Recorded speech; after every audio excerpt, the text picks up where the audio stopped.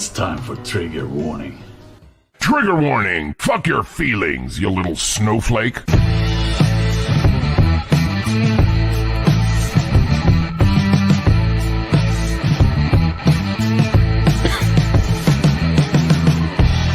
Triggerwarning.tv. How dare you!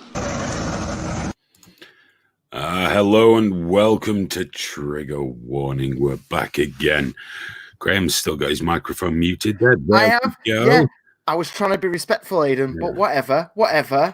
I'm Hayden Hewitt, and him over there is Graham. Don't you worry. I'll stream if you take a night off, Booth. I heard the cough as well, Alan. I heard his cough during the intro as well. And then he came on here having a go at me. Yeah, I'm here, dickhead. Where were you last night? I know. I was weak. Yeah. So you let them down. You let the people down.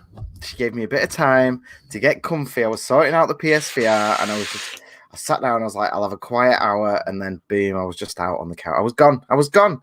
Oh, here we go with this for me to explain myself. I apologize, everyone, especially the people that have taken the time to subscribe to us on Twitch. I'm sorry. Okay. I'm weak and I was tired. Well, there we go. That was Graham Booth. Oh, I've got this tonight as well. I got a couple of things show and tell. So there's my clear water from the tap, and there's my vitamin C. Coffee. I'm not drinking piss. Vimto. I've got a fizzy feel good because if I'm going to stay up late chatting, that's why. It's not fucking piss, you idiots. See, we had a conversation today, Graham and I, because we speak most days. Yeah, we did. And basically, there's a habit forming in as much as, going to stream tonight, better get some drinks in.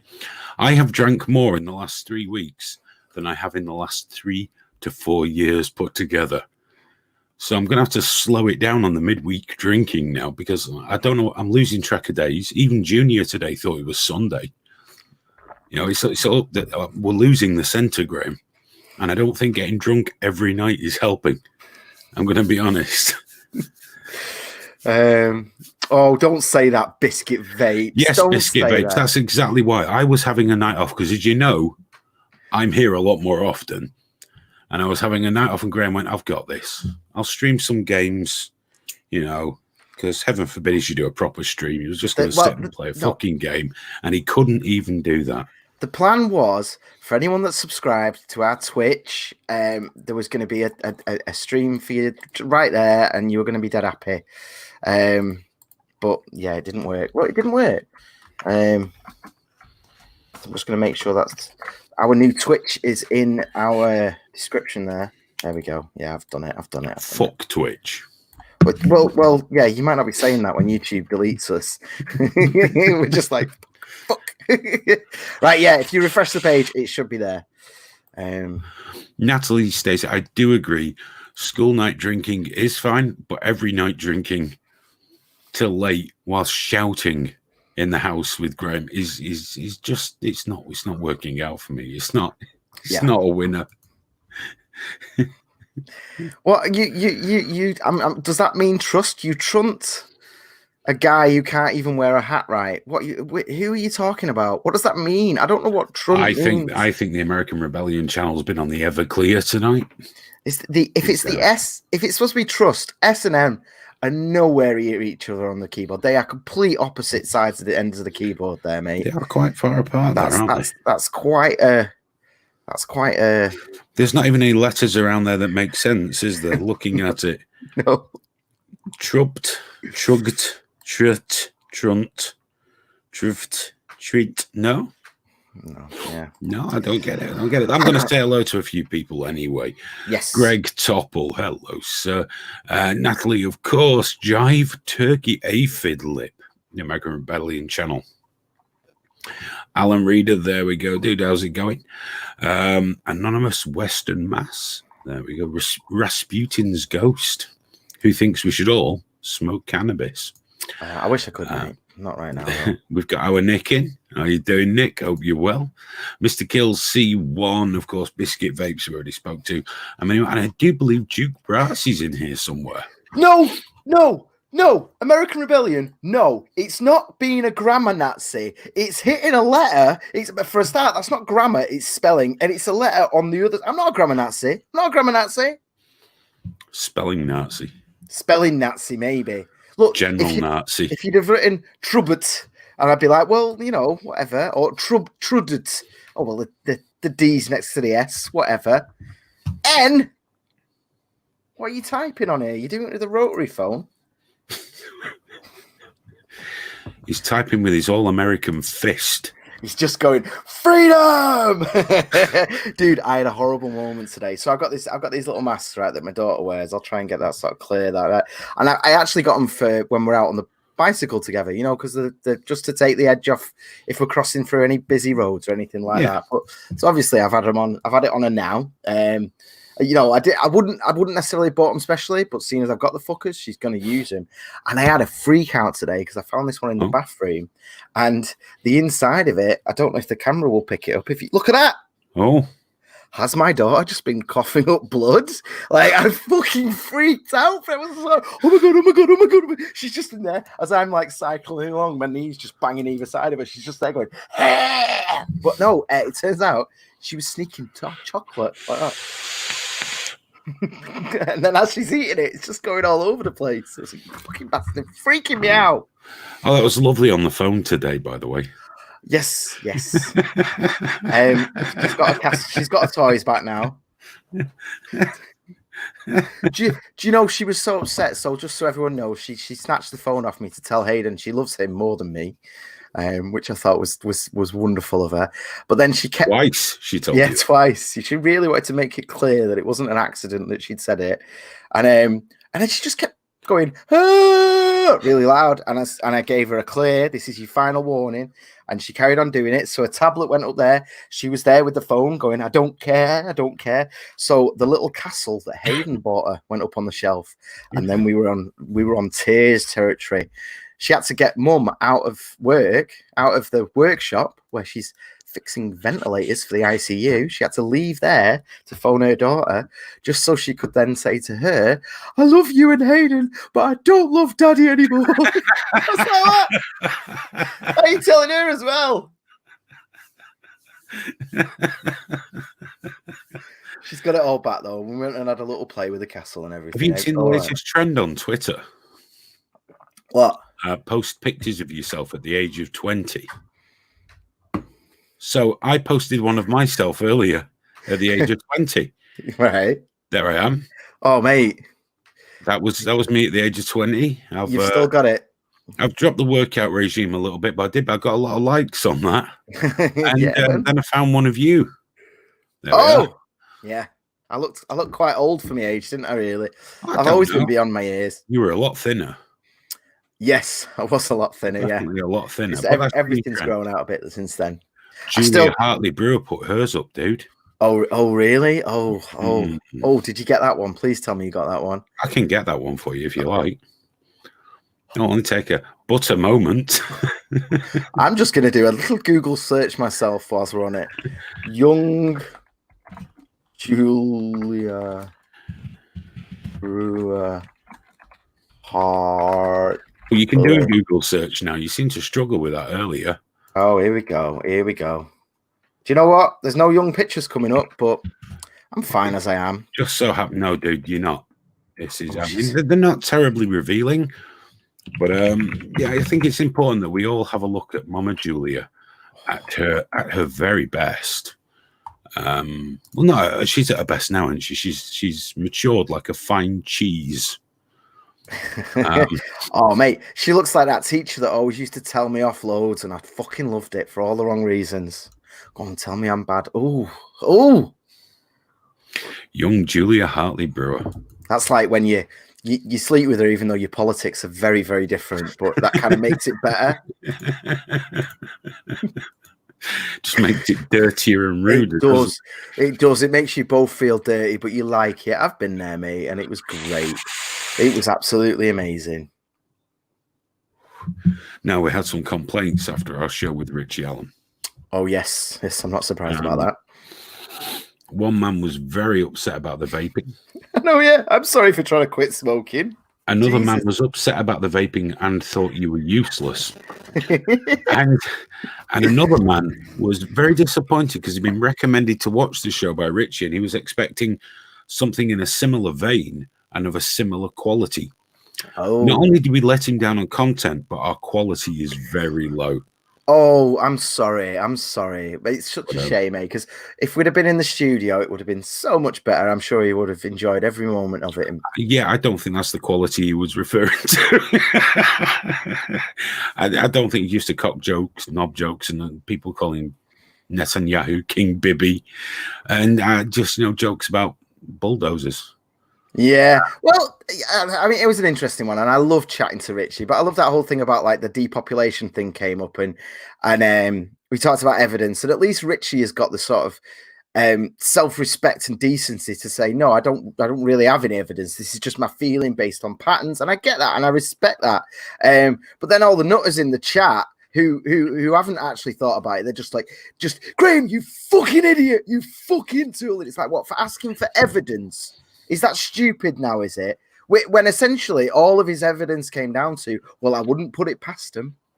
I wouldn't put it past him doing it. Do you remember Iraq? If I was on the judiciary, I'd see people hanged for just that kind of evidence, to be honest with you. He looks a bit shifty. Yeah, hey. The other good one was, there was a complaint about one of our viewers. I don't know if he's internet Last Dance. He's this curmudgeonly old live leaker. He's marvellous. I genuinely like the guy. He spent the last 5 years, he's done nothing but give me shit constantly, day in, day out. But he's fun, he's cool. So he was an arsehole, wasn't he? Because of course, Last Dance was in chat, just going, it's bullshit. That's fucking rubbish. And they didn't like him. No, well, all right. Hey, let's put some positive Graham news up. Yes, I really miss them. I really, really miss them. So for anyone that's listening and not looking, White Orca said Graham's daytime rants used to be great early in the year. Yes, they did, and I really fucking enjoyed them. And it tended to be stuff. The first half was stuff that I really cared about and I've given a lot of thought to, and the second half was just you lot triggering the shit out of me, asking me to questions on specific stuff. But look, just right now, I can't even play a video game during the day. My daughter's here, man. I can't do it. But then, to be honest, even when they weren't there, he was a bit laissez-faire about the days. That's what Graham does. He just shows up, doesn't show up. Come on. Skips a stream. It's more complicated than that. No fucking love. No love. It's just, but yeah, I do really miss them, because I'd usually get one. I'd usually get a couple out a week, and I really, really fucking loved them. And just as school kicked off, I was trying to adjust to just pre-recording segments instead and releasing them at 12, but that's all just gone out the window now. Completely out of the window. Wait, what? Any chance you could send me a link to? It's the Duke. The Duke wants to come in. Oh, the Duke wants to come in. Yeah, man. Is it not just in the description? I'm not put it there now because. Shall I put it in the description? Should we open up tonight or not? Well, let's send the Duke. Well, in fact, yeah, we'll open, but let Duke come on first. Everyone else can just give Duke some, because the Duke's special. Yeah. Well, in many ways, the Duke is special. Duke, click on that. Everyone else can click on it too if you want to come on the stream. But definitely get the Duke on that. See, the American Rebellion's got you fucking nailed, dude. We both went for the same comment. Yeah, but you know what? These paranoid bastards are going to be like, oh, Aiden clicked it on, but Graham just removed it. But that's not the way it went at all, actually. It was the other way around. Yeah, I'd like to talk to Duke, actually, very much. Have you seen? Oh, dude, have you seen? To talk to him for a very specific reason. Oh, right. Well, just whilst we're waiting for. Oh, he's there now. Go on, we'll get him on then. I'll talk about this in a second. Look at this tremendously foreign chap. It's the Duke. How are you doing, sir? Hello, can you hear me? I have to. You're a little quiet, but you are quiet, and you appear to be phoning from the 1950s. Yeah, I know. Can you hear me better Duke, now? How are you doing, fella? I'm doing pretty fine, I think. Do you know a rumor went around that you were dead? Yeah, I've heard that too. A lot of I was very confused because I saw your post somewhere just on the day I was told, and they said, no, I think he died a few weeks ago. I thought, no, I think typical. I think I'm gonna live forever because I don't want to. I think that's how it works. How are you dealing with lockdown? We don't have it here in Sweden, really. No, Oh no, of course, yes. it's all voluntary, weird. isn't it? Now, I don't really want to get into all the politics of that because it's kind of like two sides. I guess that's everywhere, like in the States. But it's kind of funny because it's like the reverse here in Sweden. We have the left side of politics. They're all for having it open, no restrictions. Oh, The old right school side lefty. of politics here in Sweden, they want restrictions. And in the US, it seems to be the reverse. So kind of people on different camps don't really know where to go. It's like that here. The left and the right want it locked down for the most part, but the left are a lot harder on it and a lot heavier on it. They're loving the punishments. The left, Yeah. they love it. Oof. Oh, it's beautiful. Hurt them, find them more. How dare those people be outside their house? Find them, kill them. They love it. They can't get enough of it. They're all over social media reporting on their neighbors who maybe went out and didn't do an essential food shop. Yeah. You know?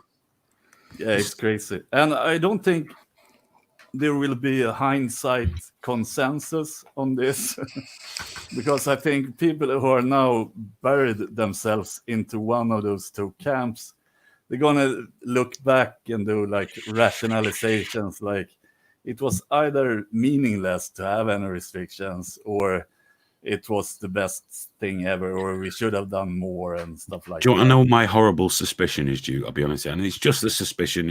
As you know, I'm not actually a scientist. People might not realize that. I rather suspect that when it all comes out at the end and the death tolls are properly looked at and how they've been measured, I think at the end of it all, when there's eventually a vaccine or whatever, the death tolls are going to be remarkably similar for the vast majority of countries. No matter what we do. I have that gut feeling too, because it kind of seems like there's something weird about this virus. Like we all had it like in December or January or something. There's some kind of weird plot twist where we're going to look at it completely different. Maybe it's 3 strains or whatever. And it's also the one thing I am a little bit concerned about is that it really does look like the healthcare workers are getting it worse. Like looking at it, like exposure or dosage, and that's not really how I think it's viral load. Works. But I think it's down to the viral load. Yeah, you're not alone in that. A lot of people do think if we all wore masks, for example, we'd still catch it, but we'd have a very small viral load. So we won't be taking on board a lot of it. But healthcare workers obviously are taking on board massive viral loads. Yeah. But again, this is just me trying to make sense of whatever scientific data I've seen through my brain. So pinch of salt, guys. Don't risk your life taking my advice. yeah, exactly. I said that to Pia the other day. I said something stupid and she corrected me. And I said, well, don't take my advice. I've been doing it for all my life, and look where that got me. I think the issue is though, governments are terrified of looking as if they're not doing anything.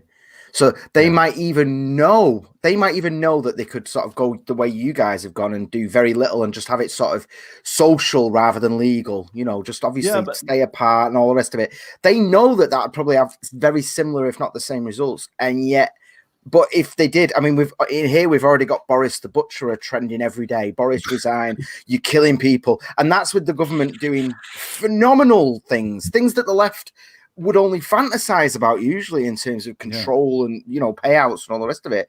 But it's just that unfortunately, when it comes to politicians, it's what they're seen to be doing. It's all about confidence and all that nonsense. I have 2 points there. First, I kind of feel like I know Affidlip asked my take on Swedish politics because we do stand out. So I should address it, but I don't want to get into the whole two camps kind of thing. But we are kind of extreme in because we get a lot of people that are saying that we have too much restrictions. We're killing the economy. We don't even have any restrictions. It's like recommendations. They think we have too too harsh recommendations in. Like, okay, I understand the restaurant business and all the travel business, tourism, that's gone to shit. But I don't think there's any reasonable scenario where that wouldn't happen, because we can't, even when we had open borders, nobody wanted to fly here because they are shut down their borders. And then they have a kind of domino effect on businesses and stuff. Well, we did discuss this, and this is going to sound kind of harsh. Just before I'll bring someone in. Actually, do you know what? People want you to tell them what time it is, Duke, and I don't mean on your clock. Yeah, we're getting a lot of that. You need to They want the intro live. They want to hear you do the intro again. Okay, no, I'm not going to do that. Yeah, go on, do it for them. Do it for them. They don't see you. They see you every week. You're a celebrity. No, You're the first famous Swedish person since ABBA. Yeah, well, I'll save it for the next time then.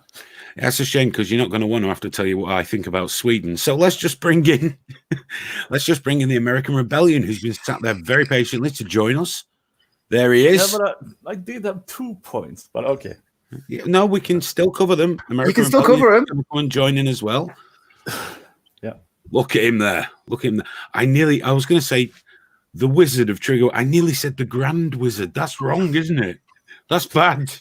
I think we should take that back. Yeah, man. yeah, a little bit. No, Yeah. they can't just own Grand Wizard as a term. That's ridiculous. I just meant like Gandalf and shit. I didn't mean like, you know. Moving on. Duke, just so you know, I did talk about Sweden tonight, and I think we're on a delay here. I was very honest about Sweden, in as much as we've got Volvos, we've got IKEA. If Sweden falls, we've got everything we need from you guys. Yeah, we are moved in a big ago, export country. So we're done now. We're okay. And the thing is, our healthcare system was a disaster even long before this happened.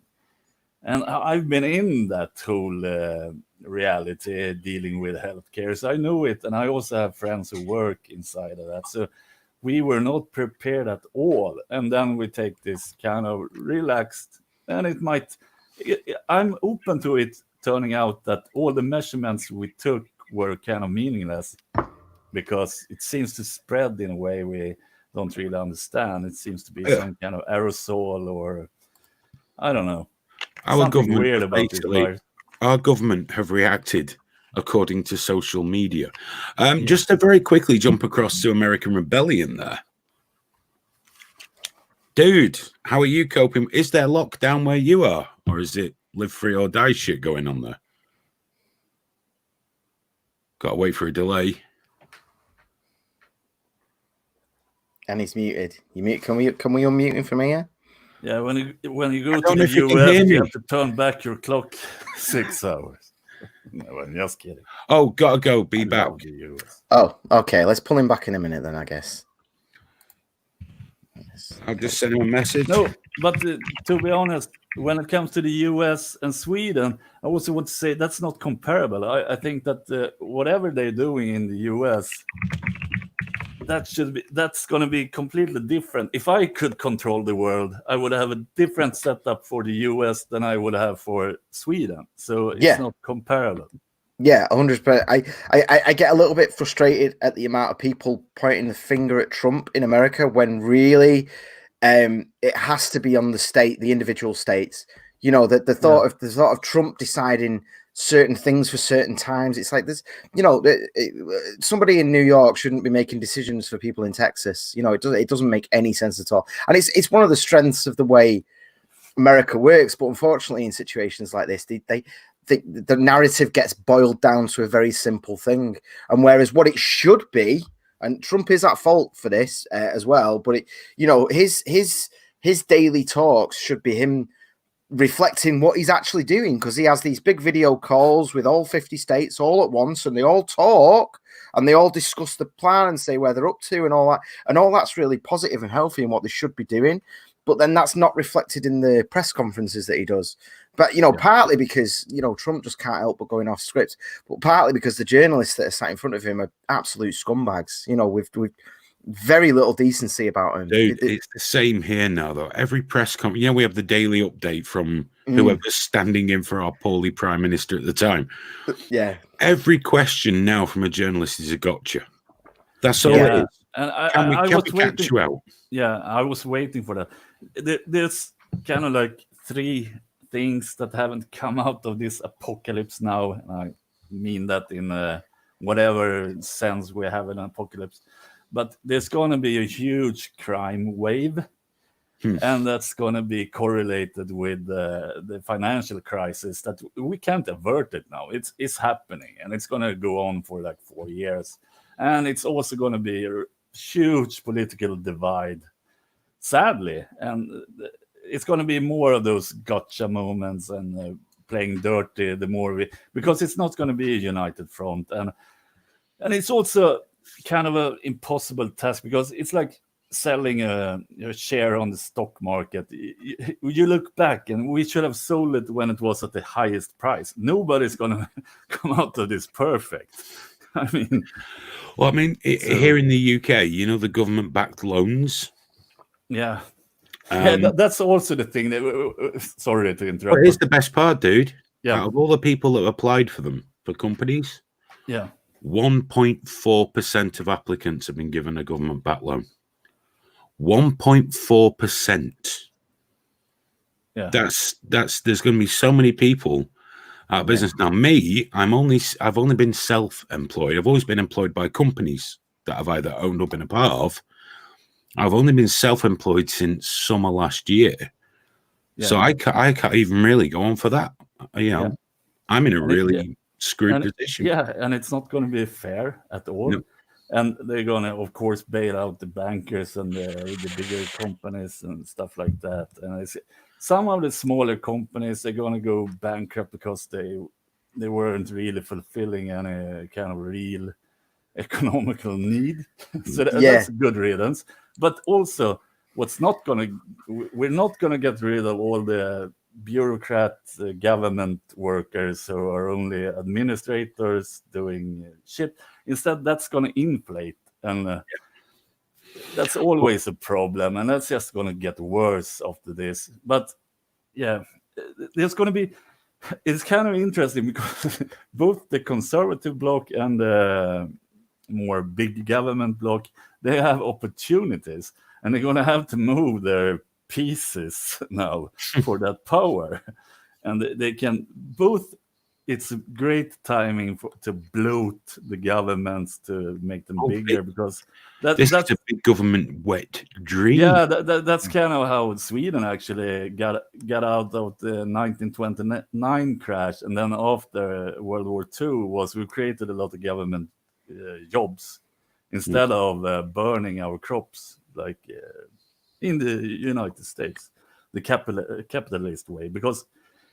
So it could be good, but it's not good now because now the governments are going to go into buying up companies and shit like that. And I'm not there was a post. Hopefully, Aphidlit will pop on with us in a bit because I retweeted a post of his on Twitter today.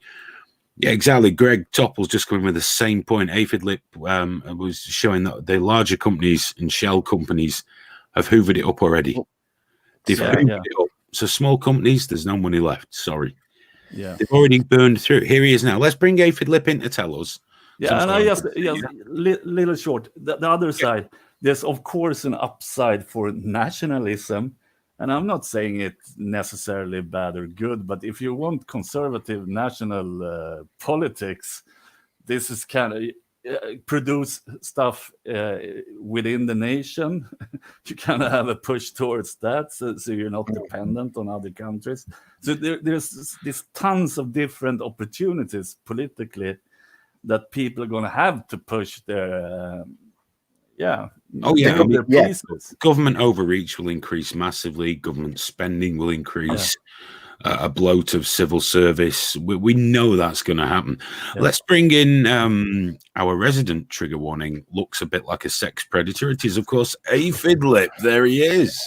Guys, how you doing tonight? Nice hat. Yeah, thank you. Thanks to your wife. Yeah. I've still got the hat at the studio. We found it the other. Yeah, we did find it. We did. Yeah, when we it's moved there. to the Pride new of Place. studio. They It's didn't. still there. Okay. It's Yeah. still there. We still They didn't got- steal it. The Nope. best thing in the whole studio, and they No, didn't they steal stole everything else, including the dildo. Yeah, the dildo's gone, but not the But hat. we've still got the hat, and that's I important. don't know. That's kind of this. I've got to say though, just before we get onto the small business thing in America situation, I've got to say in terms of the nationalism, I think undoubtedly we've got a rise of nationalism. Like here, every Thursday, everyone claps for the NHS, and there is that feeling there, and we could, and I'm hoping that we end up with a very positive form of nationalism. For example, the 5G thing, thinking, right, you know what, let's put the money here and make more stuff local and make it more, like actually support some northern town by building factories here. It'll cost us a bit more and all that. I think we've got the potential for some very healthy nationalism, and supporting communities and not just faffing everything off on foreign countries that could be done here. But but it could very easily go the other way into the sort of scary. I mean, they both have really strong platforms now to push in kind of extreme ways, both nationalism and big government. So they're very close to each other, and they're gonna have to need to grab for that power because it's gonna go either way. What we have in the UK right now is big government that sends all our taxes abroad to buy things. And for me, that's just immoral. Like if I bought this mic stand I got this from China, but I'm a private individual. But my taxes, I'm a great believer that the taxes that the people pay should go wherever possible back into the community. If you're sending taxes abroad, that's just insane to me. Great Britain, you're kind of leading in private people having a lot of small loans or buying stuff on payments, so you don't really own it and stuff like that. Isn't that true? Probably. Yeah, and probably. Although that because culture, to be fair, you had has been this push stamped on. where everyone was going to be like a small entrepreneur having small businesses, and then they all went bankrupt because the government, with all their try to get this across without sounding too conspiratorial, with all the rules, regulations, and actions they are taking against small business, it's becoming very clear they don't want small limited companies, small businessmen anymore. No, because they're not as easy to control. They don't even like self-employed. But the problem is nobody wants to hire anymore either because they want to be able to fire people. So they have this kind of gig culture. Yeah, this in between companies that hire people and then they send them out to do time. Most of the work I've had since my daughter's been born was 0-hour contract stuff. Because no one wants the faff of getting me to sign even a part-time contract. They don't want to do it because there's so many rules that are applied to you then, and in terms of like not giving you hours and stuff like that. You can't. It's a lot harder just to kind of have gentlemanly agreements because they know that the more they give me, the more ammo I've got to fuck them further down the line. So yeah, we drift into a temp contract thing, and it's the irony of like you bring in protection for workers, but it ends up hurting the lowest people. The people in the higher jobs with the higher positions, they would have had a fair amount of protection anyway because they themselves have value. But the problem with workers' rights, as they get called workers' rights, but it's the poor people that get fucked the hardest on it, and they're the ones. And obviously, like the same goes into minimum wage, but I don't want to get into all that shit right now. Aphid Lip has Donald Trump saved you yet? While we're here, I did want to bring Aphid Lip in because his tweet was very timely today. I don't want to know. Tell me how happy you are at Donald Trump saving you. Well, I mean, I don't know if it's. I mean, as far as I'm concerned, every politician has never, benefited me in any way. I've never had a sign in my front yard, promoting anybody. But how this whole thing worked was, and I said something to Hayden because he had said something about your guys' system, I don't know, 2 weeks ago or whatever it was, over a tweet, and I knew it just sounded too good to be true. So, there's different levels. I don't know your guys' structure system over there, but we have, LLCs and corporations and sole proprietors and self-contractors and, going down the list, and I'm, closer. We're just, it's me and my wife, and we subcontract people and have family work for us and stuff like that. And when it first came out, they didn't, it was so quick, there was no real, I'll try to make this as brief as possible. There was no real structure to it that we knew of. You basically had to go to a bank. We started making calls to our own bank because we found out that they wouldn't even talk to you unless you had a account set up with them. And our bank wasn't returning our telephone calls. They were swamped. They were just overwhelmed. There's one guy working in the bank that's dealing with all this, and everybody is just going crazy to try to get the money. Anyway, it went live that first Monday. This is last Monday, and not this past Monday, but the Monday before last. And it was only for the bigger companies, not the group that I'm in. And I didn't know how it was going to be structured, if there was, certain amounts set aside for them and certain amounts set aside for us. Well, apparently it was just all, grabs for everybody, even though we couldn't even apply until Thursday of last week. So we did, and then there was a hold on it. There was a glitch. They called it a glitch, and then finally yesterday morning we get an email saying basically, we'd already filled out all our paperwork. We had already done everything that we knew we were supposed to do. And we thought we were going to be good. And, like with most things with this whole thing, it's like just such a roller coaster. 1 second we're, thinking everything's going to be all right. The next second we're thinking we're doomed, So we get an email yesterday morning saying that it read like we were in and we were going to be okay. And then we called them and they said that we needed to have our taxes for this past year done. Well, they had just told us, our taxes are due April 15th. I don't know how your guys's are. Which is right about yesterday, I guess. And you got a massive extension though, didn't you? I remember they told us not even to worry about our taxes, because you want to keep your social distance and everything. So we didn't even think to go in and sit in a small room with our accountant that's like 70 years old and get our taxes done. It was not even a thing. It was, and then they tell us yesterday afternoon around noontime that, oh, well, your group has to have last year's taxes done, because I guess they could see that the fraud was just rampant in that first group that they let through, that they wanted to try to, get some kind of restrictions on us and independent contractors. So like people like Uber and stuff like that. And there was just no possible. We scrambled. We tried. We called my accountant. He was overwhelmed, just like everybody else is right now. And keep in mind, when you call anything right now, I'm sure it's like that over there. But if you have a question or you need some kind of answer, you're on hold for at least an hour. So if you got 10 questions, you're talking about 2 full days worth of sitting on hold, waiting to get an answer on something. So basically, our accountant said there's no way we can't do it. So we're going to do it online, but that wasn't going to be for another couple days. And then, last night the money ran out. They announced this morning that the money's all gone. They say they're going to possibly put more money into it, but it would have covered me for 3 months. And, I would have been a lot more confident that we could make it through there, where right now, I don't know. I got a mortgage at home, and then I got my rent at work, and then the loans and my credit cards and paying for my materials. And it's like I said, it's a roller coaster, and I'm at that oh shit moment right now. Oh yeah, I just don't know, man. Mate, I feel like I said before, I changed my status last summer and became self-employed, so basically sole trader for the first time, right? Rather than working for a company. So I can't claim as a company. I've not got enough accounts. They want at least a couple of years accounts to claim as a sole trader.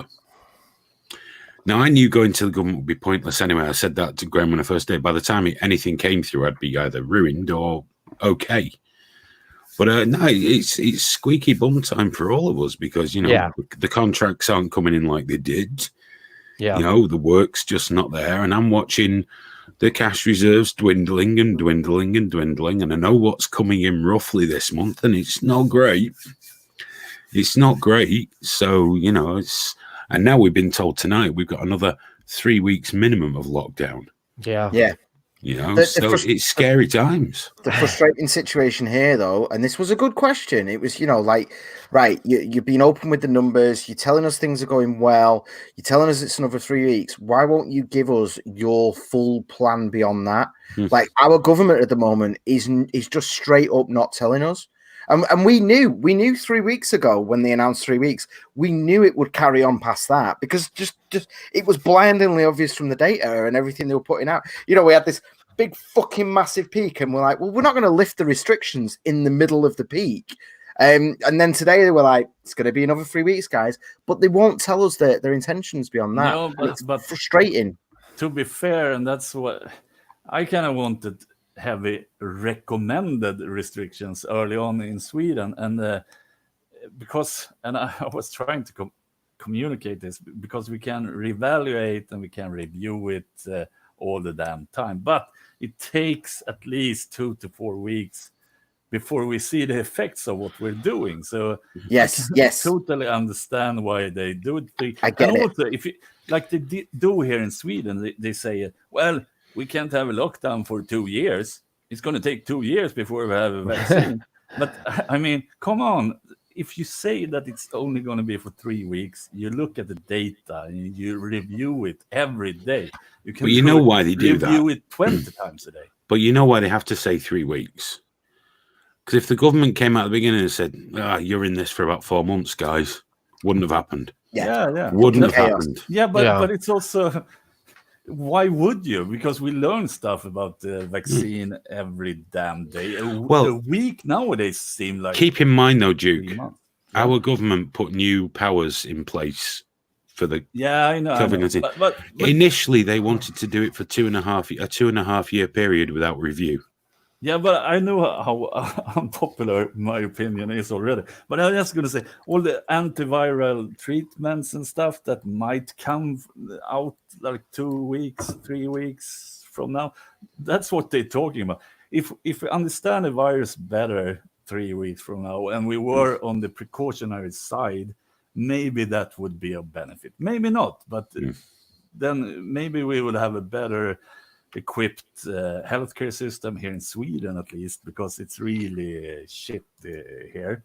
And so everything we can do to save maybe a week or maybe 2 days, that would be of great value to us, even if we could just postpone it like 3 or 4 days. Well, I think it's time. But they're always talking about, no, but it has to be sustainable for a year. And I think that's it's impossible. Yeah. It's impossible. We need to bring some real science into this. Here's biscuit vapes.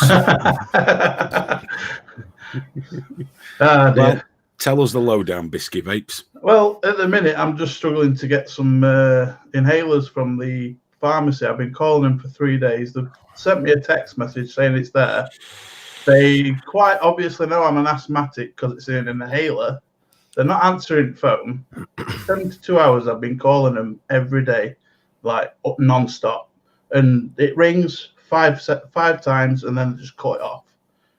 They've just not been answering. So I've spent 30 quid today on some inhalers, on an online pharmacy. So I've had similar problems with the doctors. I mean, luckily through believe it or not, through diet, I got myself from diabetic to pre-diabetic level. Yeah, but there was still meds. It's been 4 or 5 weeks since I could last get any. Yeah. But luckily, from getting down to that level, I'm not going to be in a bad place for quite a while. But I can't get those. Luckily, I can get all the stuff from my parents, but that's because if my old man doesn't get them, he'll be dead within a fucking week, Yeah. But everything's gone wrong. GPs won't go out. Yeah. Vets are doing telephone consultations. There's no dental service apart from emergency dental service. Yeah. But they will prescribe you antibiotics. So that's nice. I really need to go to the dentist desperately.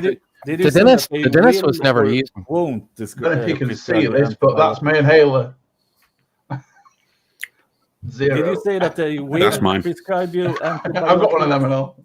Sorry, Duke. Go on, mate. Did you say that they will prescribe you antibiotics? Yes. The dentist will prescribe them, but they won't see you. Yeah, but that's a big whole aspect of this because massive use of antibiotics may be a freaking huge problem. Oh, it's definitely going to be a problem down the line, isn't it? When we get a bacterial bug through, What do you that want? all of You a sudden want to- kills more people than a virus. Yeah, you want to hoard and- antibiotics, Yeah. but you don't want anyone else to do that. Antibiotics has absolutely no effect on any virus whatsoever. No. No. And yet, I'm not going to go on about this tonight, but my mother-in-law, as you know, who passed away, suspected COVID without any examination, but gave her antibiotics. Yeah, but also like the regular flu, that does is it gives you a bacterial infection, and then antibiotics is good. And there's so much we don't know about this.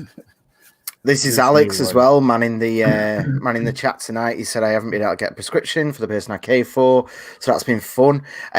I'm getting a little bit frustrated with the sort of growing divide, especially on social media at the moment. There's a lot of people, a lot of British people are saying the NHS is basically shut down for them. Yeah.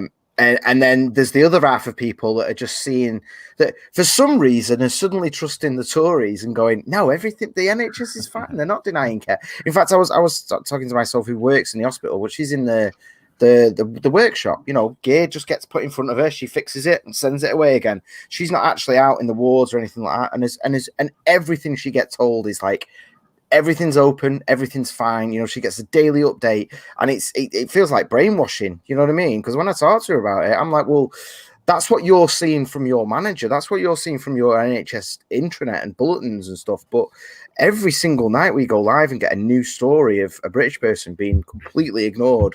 In one way or what I another. was told from the two MPs that I contacted and the mayor. Well, we've had a statement from the NHS saying that no care is withheld. Everything's okay. So, okay, that's great. You've had a set. So why is this happening? And no one can tell me. They just shuffle me around. As you know, my MP was too busy to talk to me because she was doing Zoom meetings and things like that, and had COVID-19 herself for 10 days. Still managed to tweet. Couldn't talk to me about one of her constituents that was dying. But now at the end of it, they're like, well, we're sorry, but the NHS do say this. Would you like a phone call? No, bit late now. She's at the funeral home. She's gone. But thanks, because a phone call with someone who I do consider to be thick as mince would not help me right now. I want you guys to go and do something to stop more old people being left to fucking die. Because no one will visit them. I don't know what's happened. We've had this weird breakdown where we're all out. Well, I say we, I'm certainly fucking up. People are all out clapping on a Thursday night for the carers now. It's called Clap for the Carers. People are all defending everyone as heroes. So when I speak out going, oh, they're letting people die, I'm getting attacked for fear-mongering and slandering our wonderful NHS. It's like, do you know what? There are a lot. I mean, the NHS is one of the world's largest employers. There are some amazing people working for it. I know how hard Soph, for example, works. She knocks her pan out. There are nurses and doctors on the front line that knock their pan out. But you know, there are a lot of absolute fucking arseholes as well. There are shit practices, shit managers, shit GPs, shit because they're people. And wherever you get people, there are really shit people. So I'm sorry, they're not my saints and fucking heroes, because I watched someone basically being medicated so she could die of not having any liquids or food. Okay, so fuck those people, fuck the clapping, fix this shit. But we got this weird divide now where we're ignoring that, but they want us to contribute to buy the Prime Minister a pair of fucking cufflinks. Yeah, it's funny actually you mentioned Soph and everything, because she fucking hates the clapping. I think she replied to your tweet today with it, didn't she? Yes. I don't want clapping, I want fucking PPE. Because she, by the way, she doesn't have any. People in the back, the people who are on display to the public, nothing. No masks, nothing at all. I She's know wearing the clothes she walks in and out. She comes home in the clothes she was wearing in there. And every single ward in the hospital sends stuff to her workshop, and she's got nothing. It's insane. I know I've been hogging a lot, but I'm trying to keep it short. But I think it should be kind of interesting because Sweden is going such a different route. I postponed 2 doctor's appointments because I think that nobody takes it serious here in Sweden. And today I had to go and leave blood samples, and I couldn't postpone that. So I went to the closest place, and the nurse there, she doesn't have any glasses. She doesn't have anything over her mouth. She doesn't even have gloves on. She takes my ID and just looks at it and pushes in and then gives it back to me with her. And she's like 65 years old. And okay, maybe it doesn't matter. Maybe all these measurements are, we all have it or whatever. But why not be on the precautionary side when you're a healthcare worker? It's kind of surreal. And then I watch the news from every other country where they walk around with face masks or mouth masks and stuff like that. And here the healthcare workers are not even doing that. It's just That's crazy. That is unbelievable. I've been thinking, like, I'm insane. I just want everything to either be pointed out that it was meaningless, and so my reality and Swedish reality could merge, or that they start taking it serious and at least keep a distance when they're outside. Yeah, some kind Sweden basically has gone the zero fucks given route, hasn't it? Right. Just zero fucks given. Oh, you'll live, you'll die, whatever.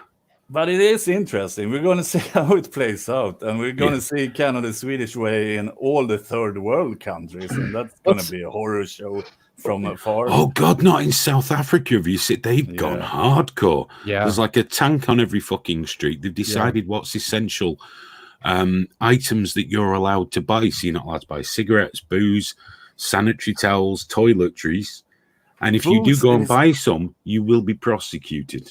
Yeah, but booze should be essential, because a lot of people here are talking about, well, we should ban booze, but then you're going to have like these people die 72 hours. 72 hours, they get this, what is it called? I don't know the English name. But if they're a heavy alcoholic and they don't drink anything, they need medication. Oh, yeah, they die. Yeah. Dead. And a lot of these people are homeless or close to it. And they're going to flood the ERs. Yeah, that's what we want. When a load of shivering alcoholics, clogging up the hole, spreading corona everywhere. Yeah. No, I mean, of course, I mean, all these things. It's ridiculous. A police officer over here, I believe he was a chief constable, said, "You're not doing bad, but if you don't stop this messing around, we're going to have to start checking your shopping to see what you're buying." I know. Within 2 hours, the whole police force and everyone's going, "That's bullshit. Don't listen to him. He shouldn't have said that." You know, because our police now, instead of laws, they have ideas of politicians that they can enforce, guidelines, and they're called. But they're now called other thing of it. Yeah, the now called the rules. Yeah, they were guidelines. Now they are the rules. You are breaking the rules. Police aren't there to tell me off for breaking rules. They're there to tell me off for breaking laws. Yeah, like they use that the sound from The Purge when people should stay inside, and they have these drones flying around, sounding like RoboCop. That's what they're doing here. Very smart. Going up to beauty spots like hills in the middle of nowhere.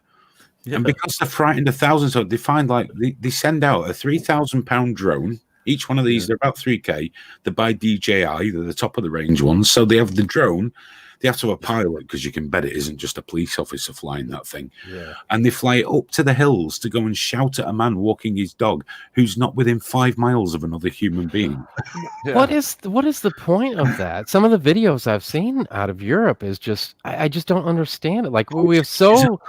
You know, we got I mean, we're strict, but it's so much more lax over here, and there's so much more trust in the public to obey these social distancing laws. And I think that's a much smarter decision, because I just don't understand, like the one video I saw. Well, obviously the one where they broke the front door down, but the other one where it was a family on their front porch and they had plenty of room to the road. I don't understand why. No, it's been explained. It's over exuberance on the part of individual police officers. So it's wrongdoing by those police. It's not a norm that's going on. They're with just everybody being else. over exuberant. Okay. It's very important we recognize the language they're using. They're being over exuberant in stopping you in your car and demanding you tell them where you're going, which, by the way, you're not legally obliged to do. Yeah, well, in the UK. When I did military training in Sweden, they taught us a phrase to say if we get overly, excessively violent as a guard, how we could get out of it judicially. What did you say? No, I'm not going to say it. Oh, come on. Check out That was part of the education, how to get out of using excessive force when you're a guard. But anyway. I know what it was. He was coming right for us. I gotta say, one important issue. That the video of the fella on his front lawn and the police. The thing is as well, it's a really long lawn, so the police walk right the length of his garden and have a go at him. A really bad thing with that though is that's Rotherham, which is obviously where Tommy Robinson and all the gangs and all that come up. And as well as people posting that, because there's already very low trust in the police there, and people were then going around to the more Muslim areas and just filming loads of them on the street, loads of them. So this sort of this idiot policewoman that's just done this really stupid thing has created a knock-on effect there, where the narrative is like, oh, they're getting me, but not them. And that's been growing so quickly. But civil disobedience will follow if they carry on as they are. Just mentioning Muslims, all that stuff is being on the back burner now, but that's gonna become part of this. I can see it coming up. It's gonna be really, really bad, because tribalism is gonna just explode. If it was bad before, it's gonna be well, isn't this the beautiful one? You got all the people on the left defending China constantly because Donald Trump doesn't like them, therefore we should love them. This is a terrible nation, a terrible government. That's not going on over here, by the way. Maybe that's going on over there, but that's not going on over here. But I have to ask, just one second, when they refer to China, are they talking about Taiwan and Hong Kong as well? Or no, mainland China. No. But here's the thing. The left over here and in some other places are all defending China and all this sort of stuff, going, well, we shouldn't blame them. Trump shouldn't be saying it's China, and that is happening in the States. China's this. China worked with the World Health Organization. China did this, that, the other. The left are ignoring that in many regions of China, they have banned black people from going to the shops. Yes. Black people. Yeah. They hand them a note saying you are not allowed in here because you're black. There's some. I mean, it's a terrible situation. There's something beautiful about the left, the right on left, that are always about be kind. It's like, yeah, they are doing that to the black people, but we really fucking hate Donald Trump. So what we're going to do is just not see that. Yeah, actual ethnic cleansing as well. They've got the Muslims in million-strong concentration camps there, and there's been credible evidence that Chinese people are then sent to sleep with their wives whilst they're in there. To literally to impregnate them, to just dilute the ethnicity, and it's been independently verified now that the whole organ harvesting thing, people who are in detention are just having their organs harvested, and that's not some like wild Alex Jones thing. Now this is credible newspapers who have fact checked it. It's like, China are very likely harvesting the organs of people from concentration camps who are there based on their ethnicity. And everyone's just like, let's not be racist, though. Let's be careful what we call it. Have you ever read World War Z? No. I read that. I read that, but by Max Brooks. Yes, a brilliant book. But part of that was that some of the infection, it started in China. Yeah. From something the Chinese government did when they flooded this city. But anyway, it's a great book. Go and read it. It's nothing like the film. It's awesome. But the organ transplant market was partly to blame for spreading this zombie disease, because people were getting the Chinese infected organs, because rich people do pay to get organs from China. And that's how part of it spread. So this has been part of popular knowledge for a long time. But Yeah. everyone's still like, I refuse to believe that. It's like, for fuck's sake, if even Max Brooks knew about it, Yeah. come on, it's not a secret. You know? Two things about the book. If you read it, you also know that it really is nothing. The movie, it just takes the same concept. But the book is like short stories from different people, and they're not even in the movie. And also, it's interesting about the Israel perspective. Of course, Max Brooks, he is a Jew, and he is on Israel's side, but he's kind of fair on how they're prepared to crisis in a different way than other countries are. And okay, in the movie and the book, it goes to shit with the zombies in Israel too. But it is interesting how you could kind of see it taking all the precautions, being prepared all the time, and how that could actually make a big thing a little thing, even if you're overreacting. Or I love the idea that they have a government minister whose job it is to believe the unbelievable. I hope that's true, because I love the idea of that. Imagine what a cool job that'd be. Outside of the box thinker. You're allowed to be wrong all the time. Yeah. You know, you can say, definitely UFOs, guys. Definitely UFOs. And you're wrong. One time you'll be right, you'll be a fucking national hero. Yeah, well, I've been trying to float this idea, because if the aliens were to attack us, this is our first would look like. And if we had an AI singularity, the good books, they talk about manipulating the stock market would be the first step. But fucking crashing the global stock market, that's how you do it fast. You won't even uprising, when AI come, you will not even see it come. It'll be too fast. And thinking about conspiracy theories, I mean, they should really pay close attention now, because if we have like a new world order or several kinds of which we probably have, they may not be effective, but they're going to be forced to move their pieces now too, because as Game of Thrones say, chaos is a ladder, and it's true.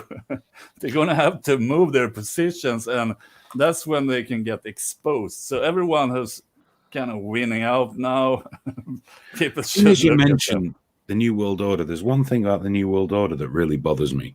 There's one, about this concept, because we did have Richie on the other night, who believes everything's part of a plan and everything. The New World Order are this shadowy conglomeration of geniuses that have this sinister plan for the whole world. They've got technology we can't understand. They control all the markets and everything. Yet they're often figured out by someone who posts regularly from his mother's basement and on YouTube. I don't mean Richie. Isn't it amazing that the most brilliant evil minds in the world are often literally exposed by people who don't get out often and aren't allowed within 500 yards of a school? Yeah. Yeah, it never ceases to amaze me. But you know, Alan Moore's take on it, and this was like late 80s, but he kind of researched it, and he said, well, there are a lot of conspiracies, there are a lot of secret societies, but they trip each other up, and you're more likely to get killed if your name is like someone else that is on a CIA death list than if it's your real name, because they're so incompetent. But they didn't deny they were out there. And also, we know there's a lot of conspiracy theories that then 20 years down the line, they expose it. And it's kind of weird. Nothing happens.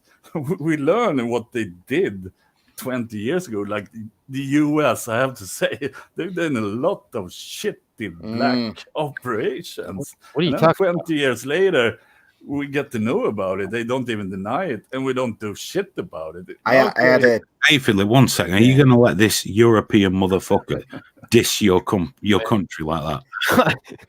I'm about to throw down with Duke, I think. I have to say, the Soviet Union. I threw of you. The Soviet Union, I don't remember when it was. I think it was 79. They made a strain of anthrax that accidentally got out of the lab, and it infected 100 No, 1 Actually, million then- people. Sounds familiar. Like 300 people died. No, you can look it up. This is I'm this is just saying it official sounds now. current. Yeah, this is what's happened now, isn't it? I mean, we No, were they, there. they 92. It happened 79, but 92. Boris Yeltsin went out and made it official. They had a biowarfare lab who accidentally leaked a really that's- lethal strain of anthrax. For I'm just some- putting it out there. You do the theories. For some reason, I mean, America always gets a pass with anything. I mean, Yeah. like in Nagasaki and Hiroshima, they got McDonald's and KFCs on every corner. So, I mean, obviously things are forgiven. We don't have German restaurants or Russian restaurants or The Hiroshima one, because America sent photographs of horses flying in the aeroplanes to the Japanese. Therefore, they believe horses was the culprits, not Americans. Yeah, but just look how the Vietnam War started, actually. I saw it in a movie. It wasn't true. Clearly, nobody saw that movie. Thanks for clarifying that. Yeah. I was that explains why I'm completely lost right now. Do you know what I was very pleased about? We all just sat there and went, we just had Richie Allen on the fucking thing, and that went one way, but you've just taken it to another level, man. Horses. Would you have sex with a 9-year-old girl? That wasn't the entire question. Thank you very much. You smearing fuck. I don't just sit here waiting for people to come on and go, "Would you shag a child? Would you? Hey? It'd be good. Let me It's ask good you for the again, world." would you? my favorite was still sidewalk closed. I know, yeah. At least Richie answered. I don't answer hypotheticals. No, go on. No, I don't want. And there's just the discomfort in that poor guy's eyes. I know, but that's the thing. There is no right answer to that question. So it is literally just however you react. That's the answer to that question. There is no right answer to it. It's not. Yeah, but when I asked it, you just went, "Oh yeah." Oh yeah. Well, I'm I know, yeah, but I if it was Don't actually even in front need of to me, it'd be save very the children. it's a Saturday night for me, man. If something good comes out of it, then we're good to go. Oh, Duke, cup of tea just wants to know if you've heard from Bran or Sloop. Well, I heard it from a third party that is a close friend of Sloop's just a couple of weeks ago or 1 week ago, and he's being very stubborn.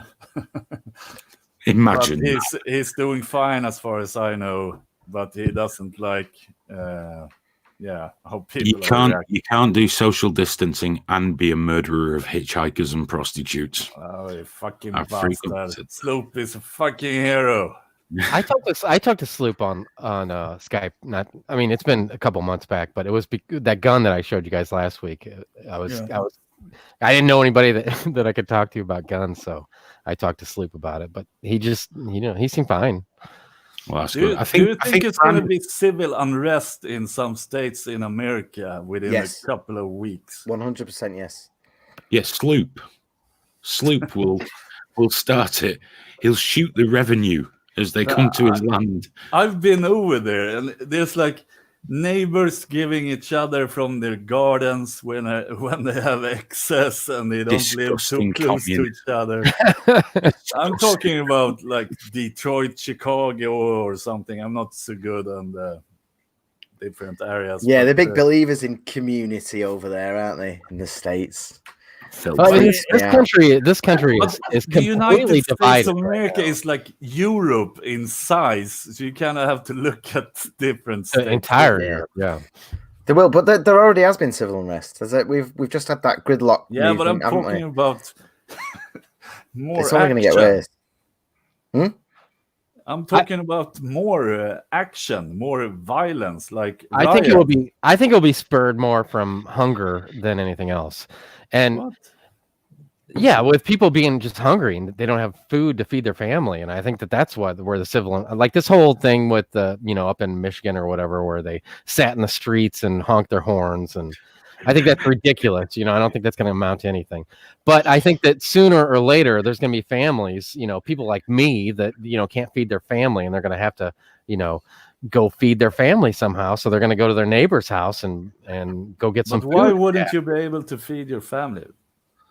What do you mean? Why wouldn't? Because there's no money. I mean, I fortunately, live out in the suburbs where I don't have as big of a problem.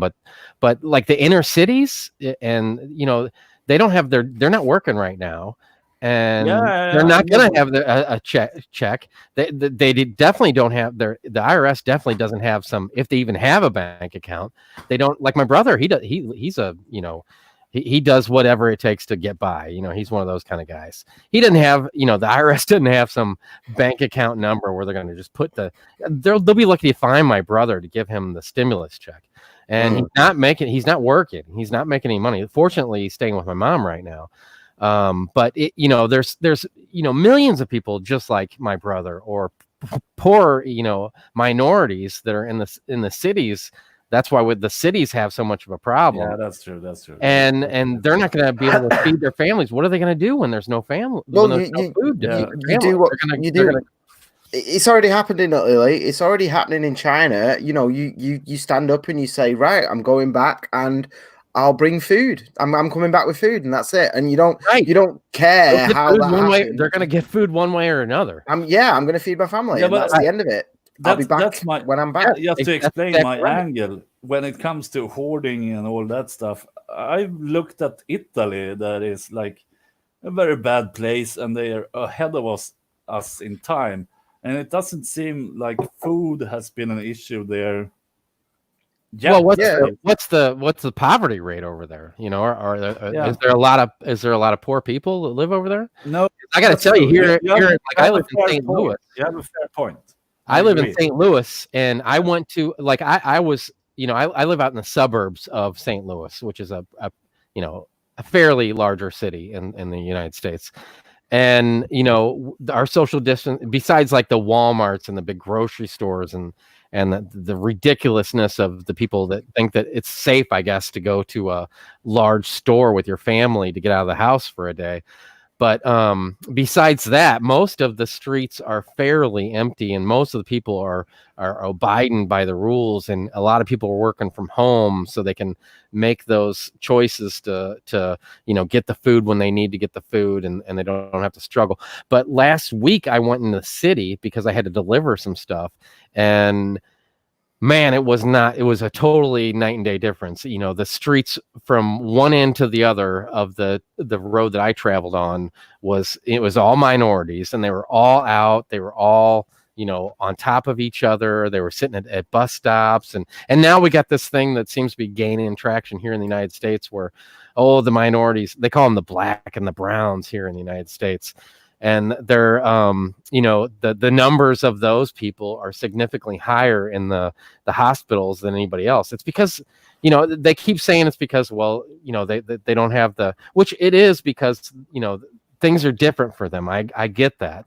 But they are not abiding by the same rules that we're abiding by, the people that have more. You know what I'm saying? They're on top of each other down there.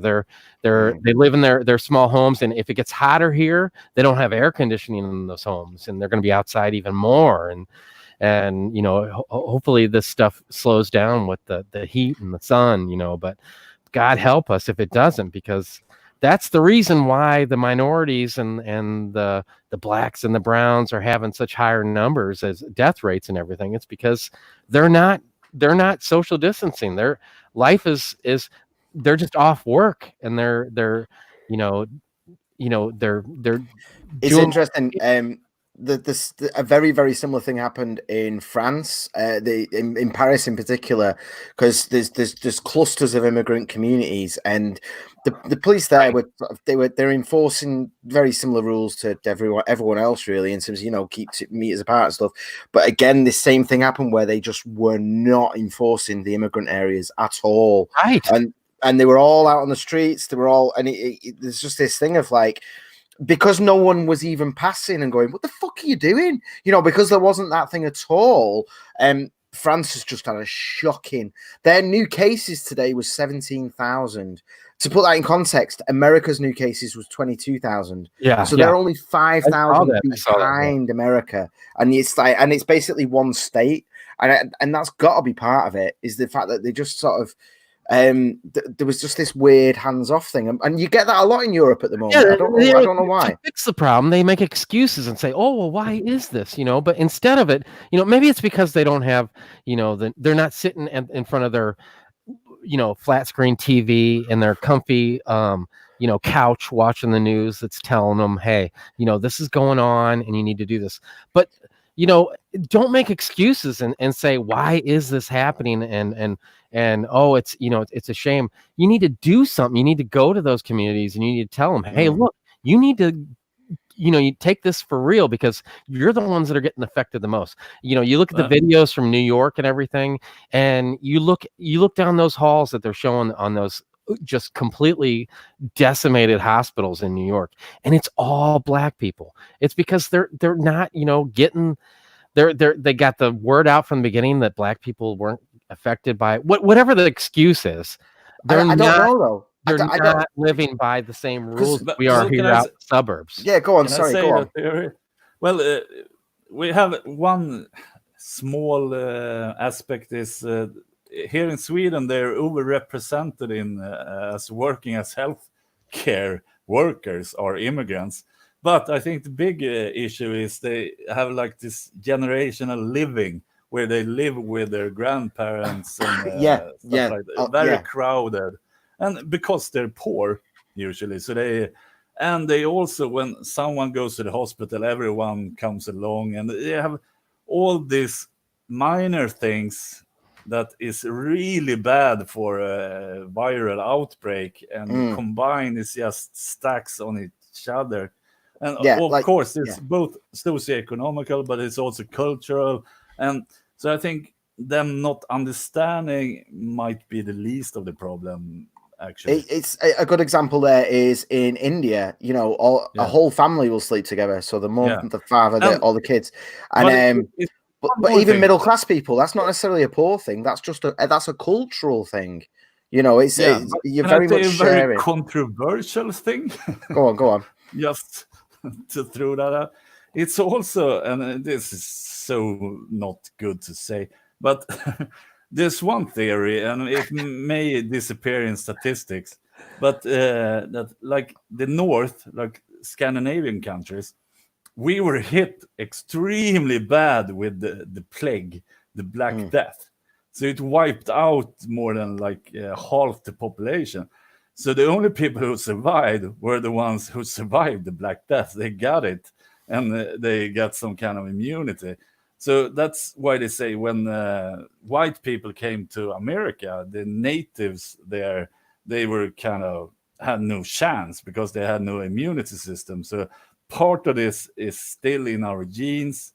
So maybe some ethnic genes are gonna act more severely. And even if I say this because I want to protect them, it's gonna somehow come back badly at me. What happened 100 years ago that's going to affect what's going on today, huh? Well, genes and immunity actually, yeah. Oh, immunity. As far as what I've seen, I haven't seen any statistical information that has said that one race or one ethnicity is superior in fighting off this than any other. You did see it, I hope, when the white people came to America. No, I'm talking about now with the but it's the same principle. It's weird though. Do you remember when it first hit? They were saying black people didn't get it. There was a whole thing like when it first hit. That was the meme. Like until they were didn't some African leaders initially say COVID-19 was a punishment on the white people? And then when it started turning up in Africa, they said the fucking white people have done this to us. It's weird though because I don't know the difference. Like I live in a white minority area. Oh, here we go. No. So as the white in the area I'm at. So when you talk about city, I live in a city. I live in a minority area. So like the vast majority of people I see around me aren't white, and yet we're not ravaged here. Everyone's social distancing. Fuck off. What's that? I'm saying if we're talking about these explosions, that's what I was getting at. No, but we're getting explosions in minority areas. I'm just wondering why my minority area isn't having an explosion. I don't understand I don't know what the difference is here. Yeah, but to the Parisian suburbs. I doubt your minority, area is similar to what the minority area I'm talking about outside of St. Louis. I mean, I could be wrong. Maybe I'm just completely ignorant, but I just don't think it is. I think no. Manchester does have very, very distinct. I mean, I don't want to dox myself, you know what I mean? But there's, for example, Rusholme. Rusholme is known. It's the Curry Mile because it has got a very distinctive ethnicity that makes up the area and everything. And but it's weird because London has similar things to Manchester in that respect. Certain areas where just up the road there is all Sudanese people and everything. I don't know how they're doing because whatever. London's similar to Manchester, and yet London has been hit by that. That's where when they're talking about how minorities are being hit in the UK, it's London. That's where they're all fucking dying. And I don't know. I'm not sure. I know why. Why? What's the difference between there and here? In London kept going out much more than in other areas, and the population density is much, much higher overall. Yeah. And that's what I'm saying. It was the worst part of London. The worst part of the UK for just thinking, fuck this, we're going to keep going out, lads. Going to keep going out. Hang on, why are we all ill? Yeah, but I don't know why people, because we all normally hang out outside. We all chat to each other. We all go in each other's houses all the time, and all that just stopped. And so I'm not sure. I don't see what the difference is. It's not. You can say there's a cultural thing. None of these people were born in this country, so they don't have that cultural mark or whatever. They come from a culture where they're more used to just chilling out with each other and stuff. So I don't. Maybe it's because they're all fucking refugees and they're all. Once the white man destroyed Iraq, they were like, "Yeah, I ain't going out anymore. Fuck this shit."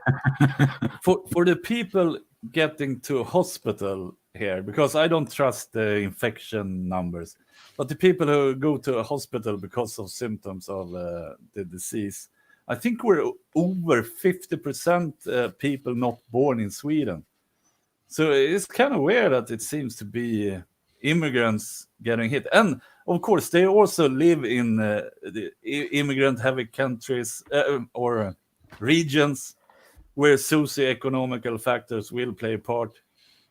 What are you doing, Graham? Well, I just want to know why everyone can discuss ethnicity differences in terms of infection rates and deaths and that. And the second I open my mouth to say it's actually quite all right around here, we seem to be doing okay, I'm just suddenly fucking Hitler all of a sudden. If I just mention race in any way, it's just like, fucking Hitler. Well, I say that 6 million Jews were killed, and you say 600,000. Why are you bringing up the Holocaust and not only bringing it up, instantly framing it as if I disagree with it, instantly just like confrontationally. Well, I believe 6 million Jews died. Graham, people have a real problem with fat people, Graham, and you just need to... it's what it is. Well, that's did you say fat people? Because I'm not even look at that. Look. There's a lot of fat. I wonder if I can code this in that picture comes up every time Graham speaks. just set a script on your computer to just click that button every time. Every time he's there. See, what it is, people don't like Nazis. They don't like fat people. But worst of all, people don't like Nazis. And Graham's a fat Nazi, and this is a problem. I'm there for you, bro. I'm there to try and help you through this and get you back on the straight and narrow. I'd keep the noise down tonight, Hayden. Oh, no. I double promised. She's getting up at 6 every day now.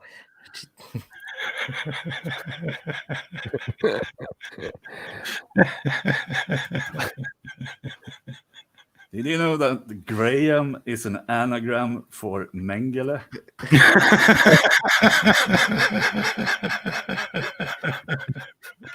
You tried to put it together there. I've been telling people for years about Graham, and finally, they're all catching on.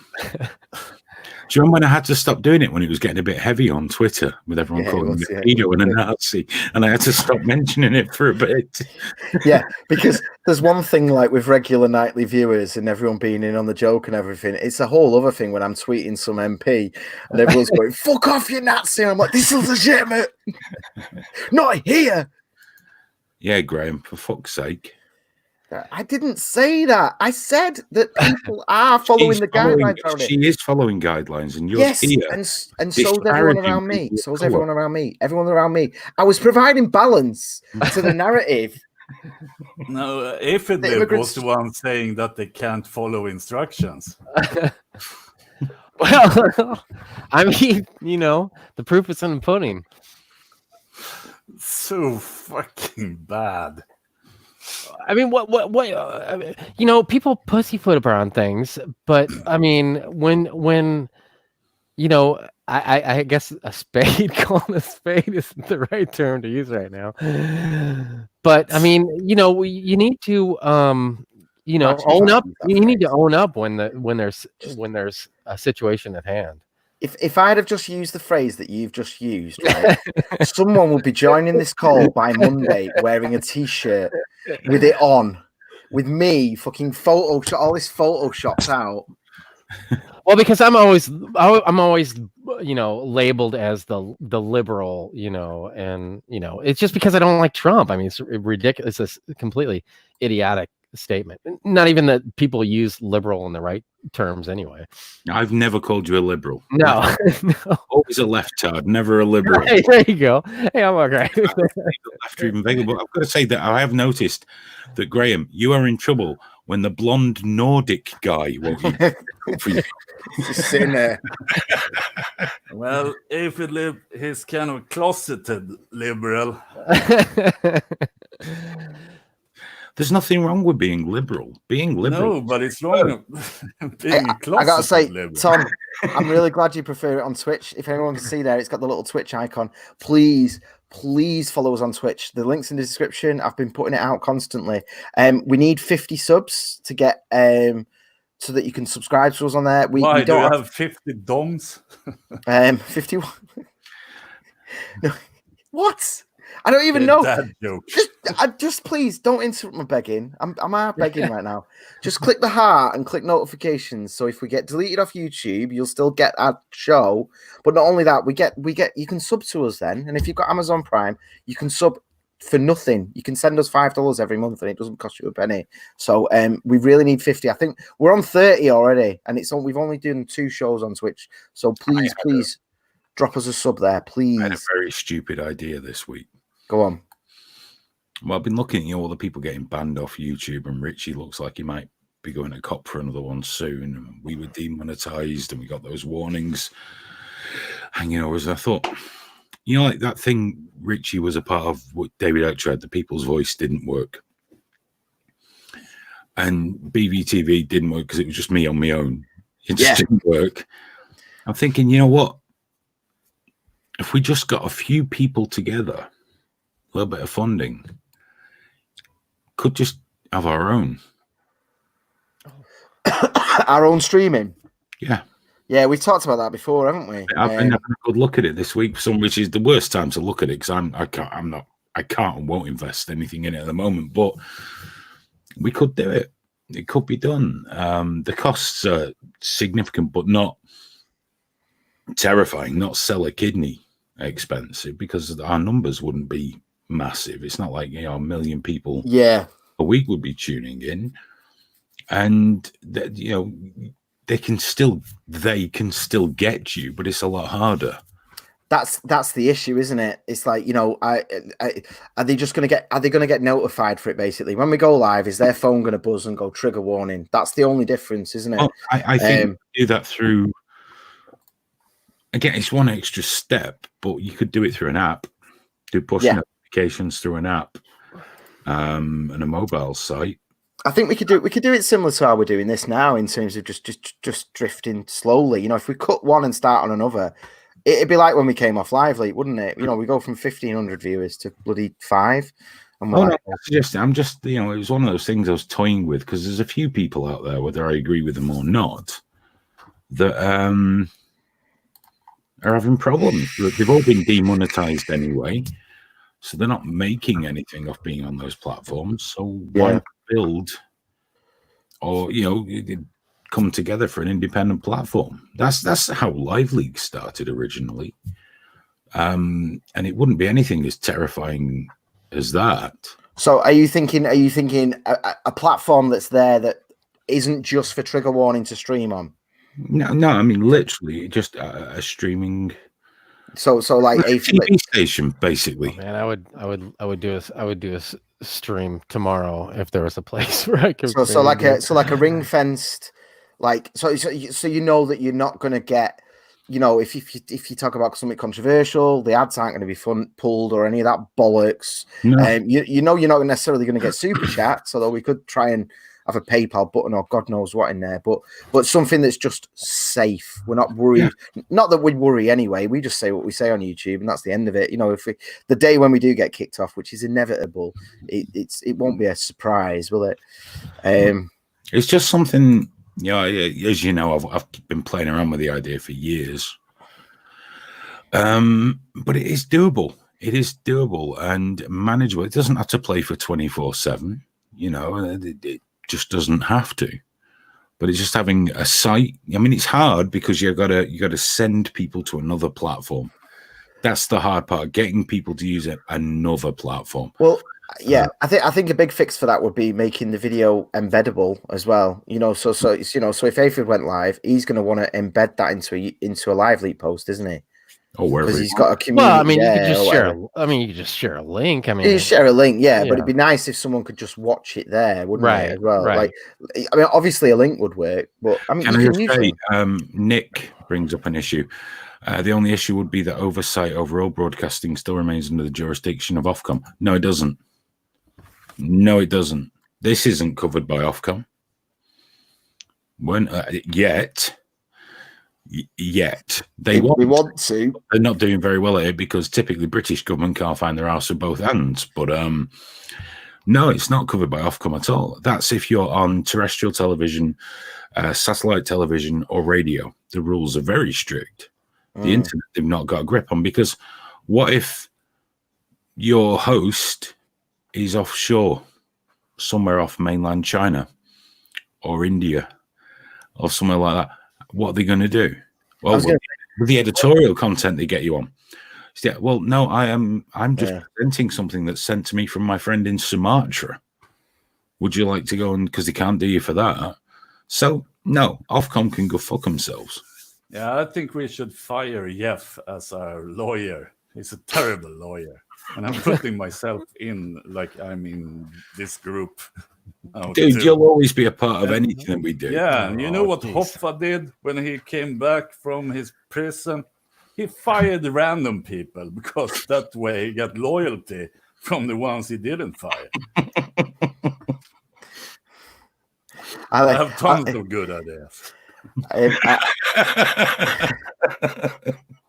I like Tom's saying we're going to get kicked off Twitch. Yeah, we are, but but you know, if we can just get a little bit with whilst we've only got 100 viewers on there, they're not going to care much about us. Do you know what I mean? They're not going to be checking and doing stuff and all that.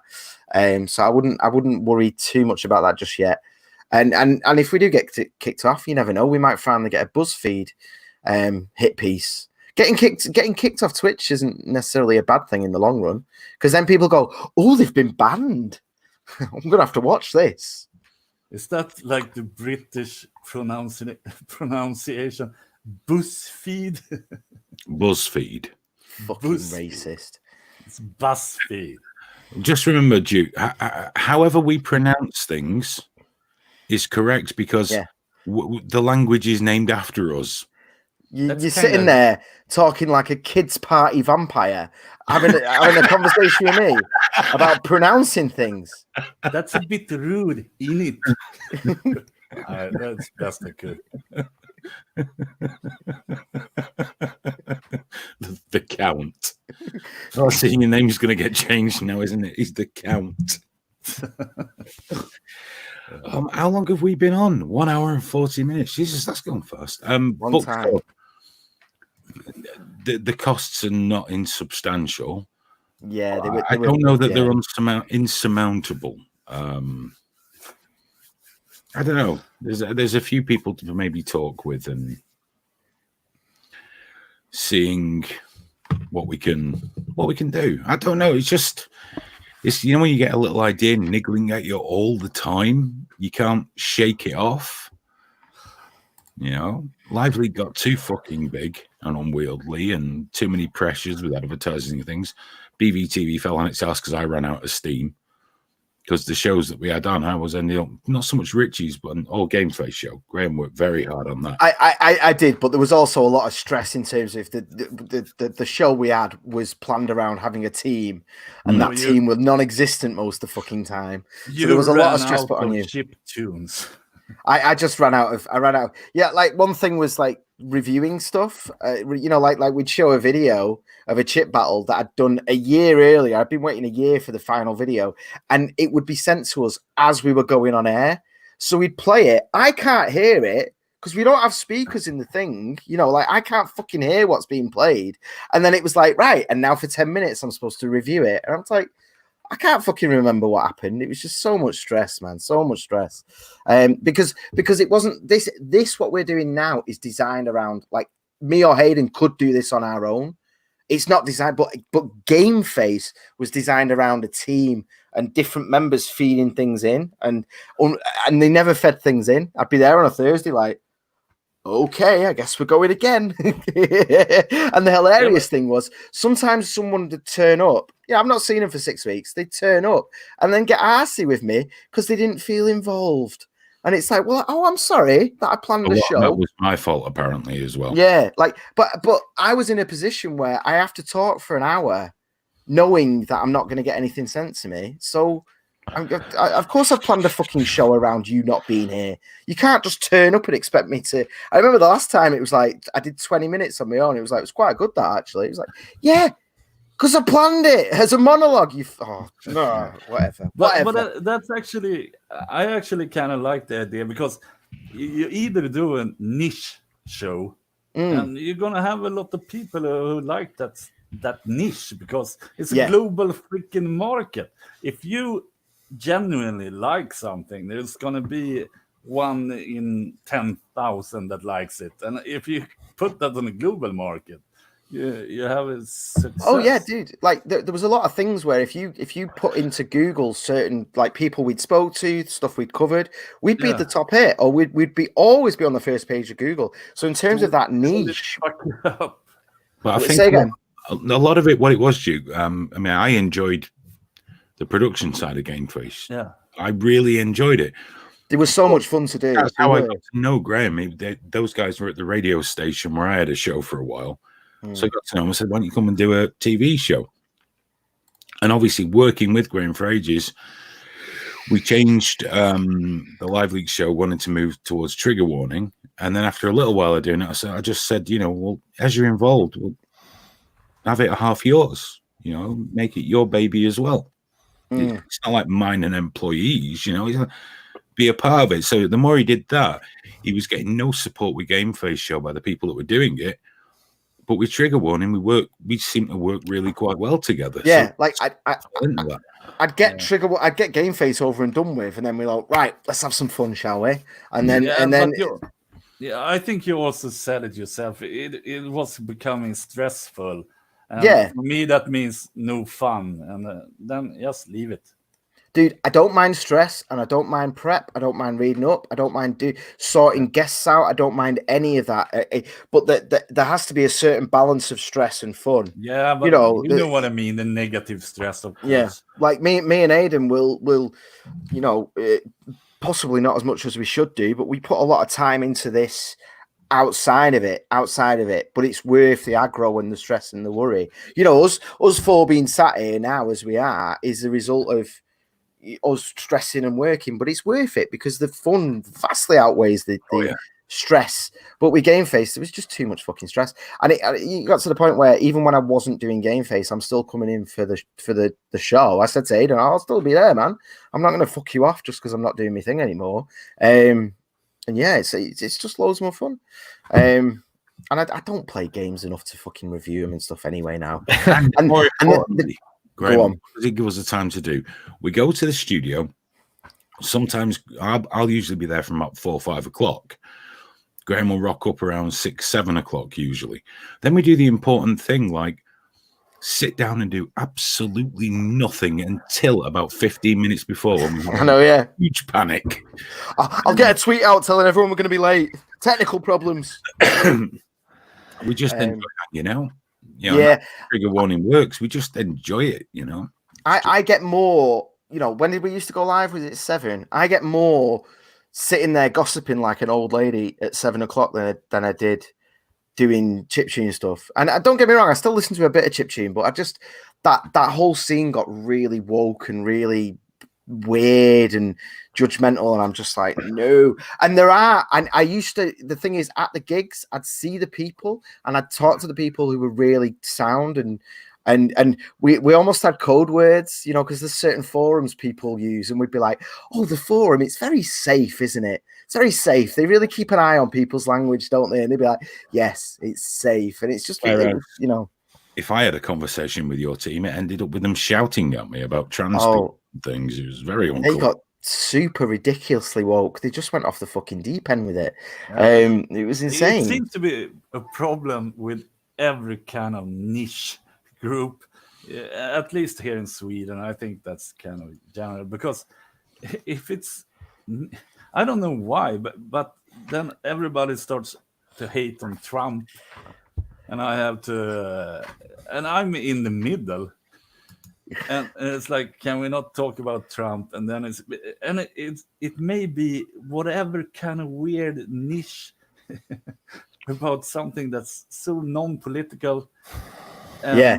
Well, here's something that might interest you then, Duke, because there's another guy that works with it called Daz. He does a show on Trigger Warning Radio, a vastly underused resource. So we have a full digital radio station that broadcasts 24/7, full of unsigned music acts.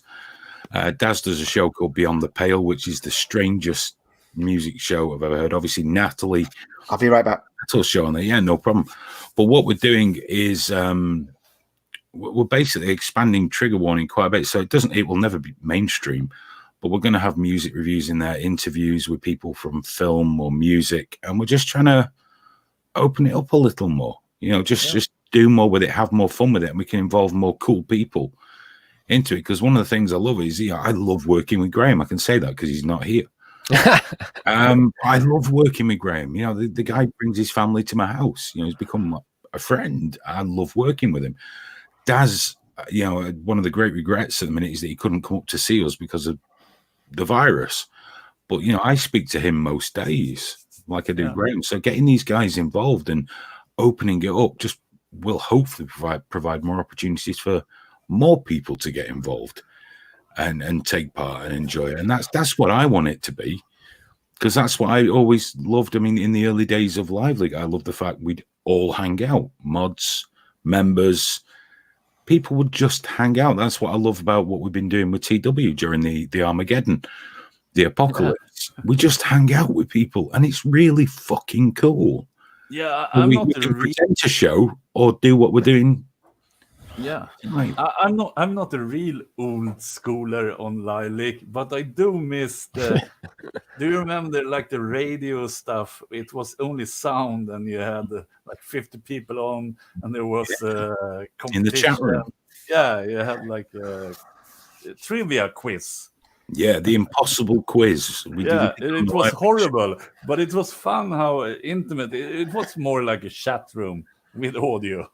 Yeah, well, that's all it was. But that's with TW. It's never, Trigger Warning's never gonna be the size of Live League. Never in a million years. That's a once in a lifetime kind of thing. But it is growing. But what I like is, as it grows, we just seem to get more people regularly becoming our online friends. You know, that we see week in, week out. Even people like Greg Koppel, who is the worst human being since Hitler. He's a terrible, terrible person. He is. He really is. You see him every week, and I really love that aspect of it. Yeah, no one's above anybody else, apart from me. But yeah, it's just I love the whole thing of anyone can come on when we do an open show. We can all sit around for talk for as long as we like. There's no advertising pressures. Yeah. Because luckily our patrons bring in enough that when we do have to make sorry, Greg, you were just there, dude. When you know we do have to pay the bills each month for hosting and the radio station, all the bits and pieces. And yeah, this software you're using now, yeah. A large chunk of that. And that helps. So we're kind of in an okay place. Well, when the expectations are so low, you know, it makes it so much more comfortable, you know. Yeah, there's no stress on it. I mean, when the studio was screwed for the last time, we couldn't afford to replace everything. I mean, I do miss the when you know you had the live leak show and you know you had 1,000+ viewers or whatever. You know that was great, but the intimacy and closeness and friendship of the Trigger Warning show is great in the equal. The live leak show was not sustainable. You've no idea the amount of screaming I had to do every day. You can't be that angry for your whole life. It's really because I'm not like that. Speaking of that, though, real life, so it was too much. We might be flashing our key workers cards next Thursday. Eh? We've been talking about it, haven't we? We need to fucking get in there and get loud. We've got to go in the studio because I do need to unload a little. I've got a lot to unload about. I need scream. I need the spit coming out the veins, the sweat. I need the full thing, and I think next week might be the time to. Well, and Cherry, you know, everybody misses Cherry.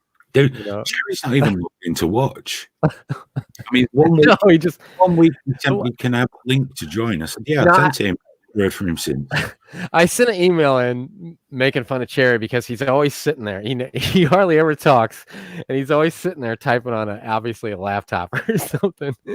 And you said something about he's busy, he's doing something. You know what exactly is Cherry doing? What he does, just before we get to Cherry, just say, Daz, the fundraiser had a profound effect on us. Yeah, we didn't realize that many people cared. And really. Yeah, we're not very good at talking about how emotional. Genuinely, we were touched by it massively because it meant the world to us. That's why we've been like, right, we're going to just broadcast as much as we fucking can, and we're going to make it as good as we can. We owe everybody at least that. But as for Cherry, what Cherry does, Cherry comes in, he laughs. I mean, when you're at your most stressed, things are going wrong, he just sits there laughing.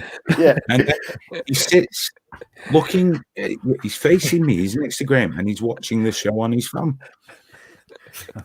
It's when you say, have you got any emails? And I look over and I can just see all the unread, and he's like, nope. Or he's been opening them and replying to them privately. For some weird reason, I have him on Facebook and where he writes, so I can actually understand it because I don't understand anything he says. He's speaking. Hilarious. Well, listen, I mean, we're probably going to knock this on the head reasonably soon, but it's getting there, isn't it? It's getting there.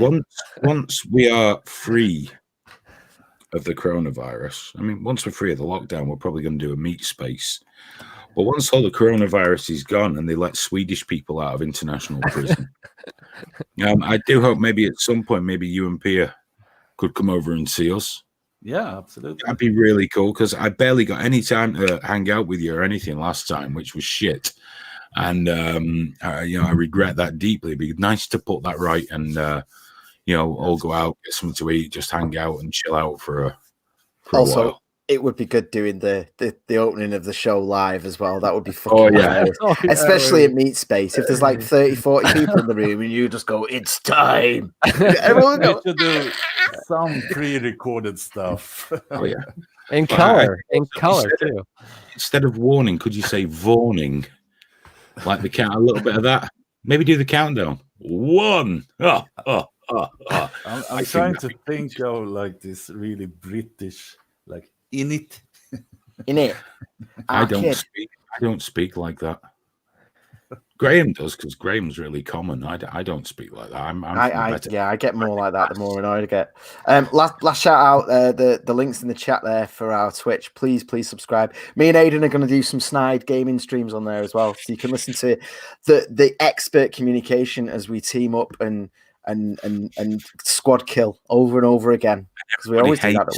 deeply, which is what happens whenever we've not gamed for ages, but when we used to, everyone in Battlefield 1? Battlefield, and it's a 4-man squad, or a 5-man squad.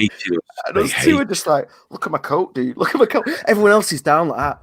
Ooh, and we're just like, I found a horse, Hayden, over here. It's fucking great. Do any of you play Xbox One? I have well, my son does.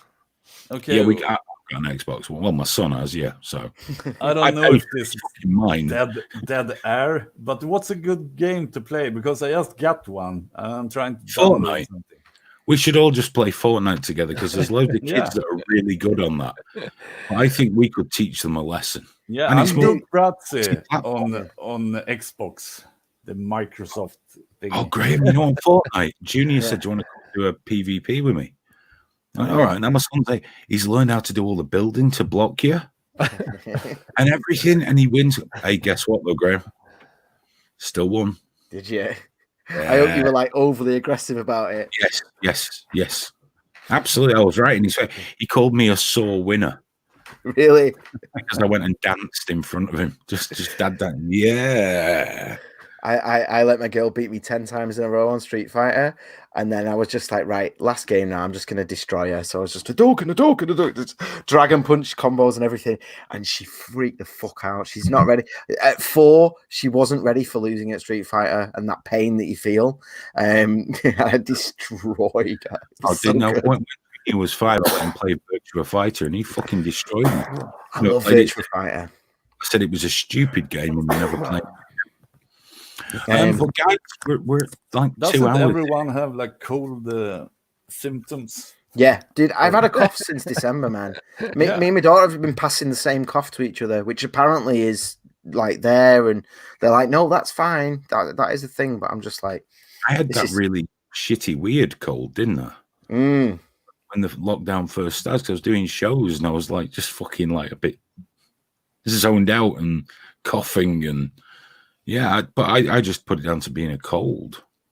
If it being slightly drunk and stressed out all the time is a sign of having the COVID, then yeah, I have it. That's just middle-aged, dude.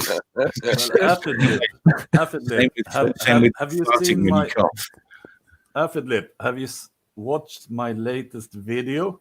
No, did you post No, recently? exactly. And a lack of taste is a symptom.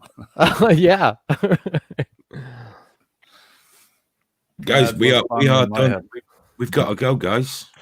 Yeah. Well, I gotta say to Duke, I'm a huge fanboy of Duke, and me and Duke had a conversation one time about online friends, and one of the regrets I had was having that conversation with Duke, because part of me still feels like, online friends are completely different from regular friends, but I really do care for Duke, and he especially his video that he made of me opening up the picture I drew for him, was a very important part of my life. And cheers to you. Well, I shouldn't say cheers to you, because we all know you're not going to you.